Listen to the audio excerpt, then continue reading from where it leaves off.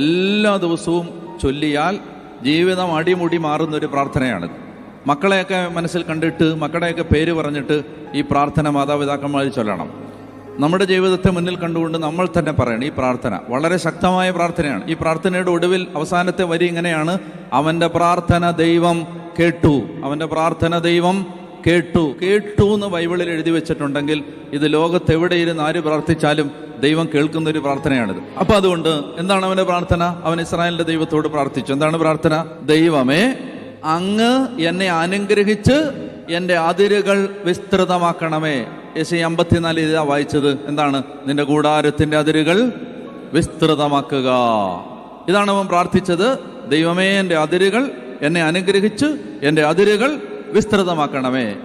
പിന്നെ അങ്ങയുടെ കരം എന്നോടുകൂടി ഇരിക്കുകയും സകല വിപത്തുകളിൽ നിന്ന് എന്നെ കാത്തുകൊള്ളുകയും ചെയ്യണമേ.